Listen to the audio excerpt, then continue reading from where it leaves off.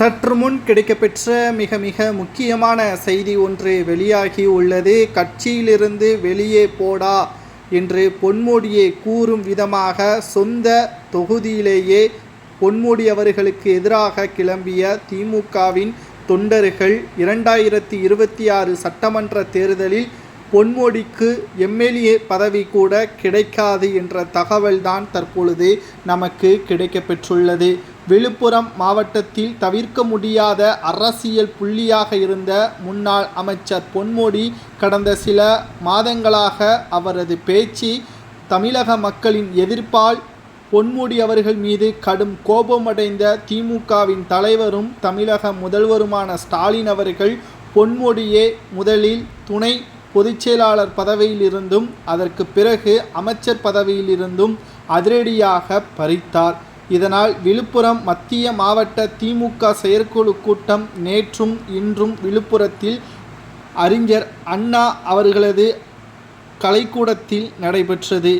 இந்த கூட்டத்தில் முன்னாள் அமைச்சரும் திமுகவின் துணை பொதுச்செயலாளருமாக இருந்த திருக்கோவிலூர் தொகுதி எம்எல்ஏ பொன்முடி அவர்களது பேனரோ பெயரோ இடம்பெறவில்லை. மாறாக பொன்முடி அவர்கள் கலந்து கொண்டாலும் அவருக்கு உரிய மரியாதை அந்த இடத்தில் கொடுக்கப்படவில்லை. திமுகவில் இருந்து முழுமையாக ஒதுக்கப்பட்டு விட்டார் பொன்முடி என்ற தகவல்தான் தற்பொழுது கிடைக்கப்பெற்றுள்ளது.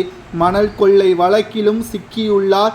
குடும்பத்துடன் எப்ப வேண்டுமானாலும் சிறைக்கு செல்வதற்கான அனைத்து ஏற்பாடுகளும் அமலாக்கத்துறையினர் ஒரு பக்கம் செய்து வர, மீண்டும் இவருக்கு வாய்ப்பு கொடுத்தால் விழுப்புரம் தொகுதியில் திமுக டெபாசிட்டை தான் இழக்கும் என்று உதயநிதியின் அறிவுரையை ஏற்ற ஸ்டாலின் அவர்கள் வரிசையாக பொன்முடி கைவசம் இருந்த அமைச்சர் பதவி, துணை பொதுச் செயலாளர் பதவி பறிக்கப்பட்டு விட்டது. மேலும் விழுப்புரம் மாவட்ட திமுக செயலாளர் டாக்டர் லட்சுமணன் தலைமையில் நடைபெற்ற திமுகவிற்கு வெற்றி வாய்ப்பை தேடித்தரும் நிகழ்ச்சியாக தற்பொழுது இருக்கக்கூடிய எம்ஆர்கே பன்னீர்செல்வம் விழுப்புரம் மாவட்டத்தின் பொறுப்பாளராக நியமிக்கப்பட்டுள்ளார்.